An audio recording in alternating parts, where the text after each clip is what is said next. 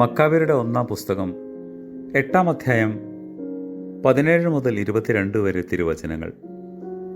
ബർക്കമോർ. യൂദ അക്കോസിന്റെ മകൻ യുഹാനോന്റെ മകൻ ഔപ്ലിമോസിനെയും ലാസറിന്റെ മകൻ ഇയാസോനെയും തെരഞ്ഞെടുത്ത് റോമരുമായി മൈത്രിയും സഹായവും നിലനിർത്തുവാനും ഗ്രീക്ക് ഭരണം ഇസ്രായേലിനെ അടിമകളാക്കി കീഴ്പ്പെടുത്തിയിരുന്നതിനാൽ ആ അടിമ നുകം നീക്കുവാനുമായി റോമിലേക്ക് അയച്ചു. ഔപ്ലിവോസ് ആദ്യമായവർ റോമിലേക്ക് പോയി. വഴിയോ സുദീർഘമായിരുന്നു. ഇവർ അവരുടെ ആലോചനാ മണ്ഡപത്തിലെത്തി. അവർ അവരോട്, യൂദ മക്കാബിയും അദ്ദേഹത്തിൻ്റെ സഹോദരന്മാരും യൂദ ജനത മുഴുവനും കൂടി ഞങ്ങളെ നിങ്ങളുടെ സവിധത്തിലേക്ക് അയച്ചിരിക്കുകയാണ്. ആയത് നിങ്ങളുമായി സഖ്യവും മൈത്രിയും നിലനിർത്തുവാനും ഞങ്ങളെ നിങ്ങൾ നിങ്ങളുടെ മിത്രങ്ങളായും സഖ്യകക്ഷികളായും വിചാരിക്കേണ്ടതിനുമത്രേ. ഈ വാക്കുകൾ അവർക്ക് പ്രസാദകരമായി.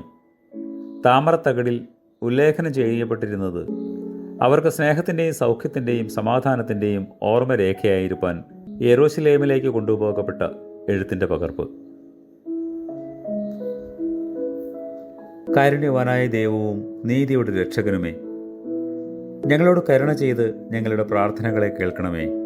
ആമേൻ.